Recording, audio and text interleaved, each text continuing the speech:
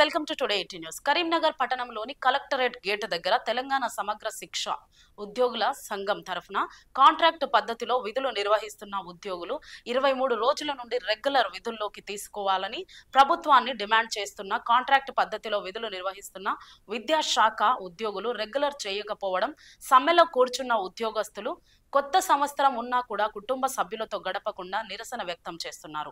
ఇప్పటికైనా రాష్ట్ర ముఖ్యమంత్రి యనమల రేవంత్ రెడ్డి మా గోస వినాలని కోరుకుంటున్నారు.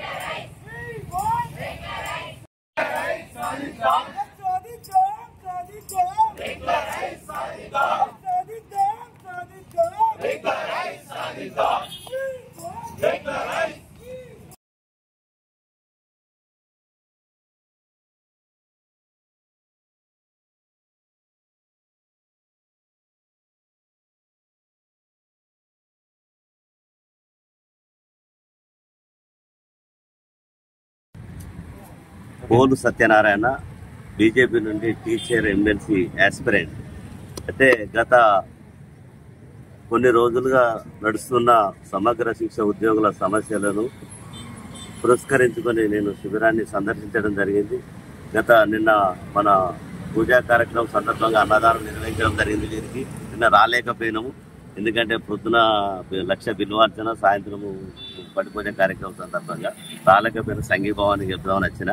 వాస్తవం ఏంటంటే వీళ్ళు డిమాండ్స్ ఏంటంటే విద్యాశాఖలో విలీనం చేయాలి. అది కూడా ఎందుకనంటే మన తెలంగాణ సాధించుకున్నది నిధులు నియామకాల ప్రకారంగా. నిధులు అనేది సంబంధించిన విషయం మనకు అందరికి తెలిసిన విషయమే. వీళ్ళకు మన గత ప్రభుత్వము ఎలాంటి అవుట్ సోర్సింగ్ లేకుండా అందరినీ రెగ్యులరైజ్ చేస్తున్నది. కానీ మన తెలంగాణ ప్రభుత్వం చేయలేకపోయింది. అయితే మన రేవంత్ రెడ్డి గారు ప్రతిపక్షంలో ఉండగా వీళ్ళకు ఒకటే వరంగల్ సభలో ఏమన్నారంటే, నేను టీ తాగే సమయంలో కూడా మా గవర్నమెంట్ వస్తే కనుక వీళ్ళకు రెగ్యులరైజ్ చేసి విద్యాశాఖలో విలీనం చేస్తా అన్నారు. కాబట్టి ఎందుకంటే వాళ్ళ న్యాయమైన కోరిక, ఎందుకంటే ఇది మన అత్యున్నత న్యాయస్థానమైన సుప్రీంకోర్టు కూడా మనకు చెప్పింది సరైన పనికి సరైన వేతనం ఇవ్వాలని. కాబట్టి వీళ్ళు చేసే కోరికలు సరి అయిన న్యాయం ఉన్నది. తర్వాత వీళ్ళు చెప్తున్నారు కాబట్టి గత సంవత్సరంగా వెయిట్ చేసి వీళ్ళు ఉద్యమం చేస్తున్నారు. ఇలా సమస్యలు మన రేవంత్ రెడ్డి గారు మంచి ఆలోచనతో ఆలోచించి వీళ్ళకు రెగ్యులరైజ్ చేసి వీళ్ళను విద్యాశాఖలో వెళ్ళాలని కోరుతున్నాం. Thank you. KGBV Manakonda special ఆఫీసర్ని. మా సమ్మె ఇవాళ 23వ రోజుకు చేరిందండి. ఇవాళ కొత్త సంవత్సరం అయినా మేము ఎలాంటి సెలబ్రేషన్స్ చేసుకోవట్లేదు.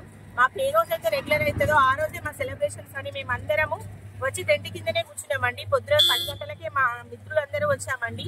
ఇకనైనా గవర్నమెంట్ మా మీద కనుగరించి మమ్మల్ని అందరినీ రెగ్యులర్ చేయండి. మా బాధలు అర్థం చేసుకోండి. మేము చాలా తక్కువ జీతాలకు పనిచేస్తున్నాము. ఇకనైనా మా జీవితంలో ఈ కొత్త సంవత్సరం అన్న కొత్త వెలుగులు నిండుతాయన్న ఆశతోనే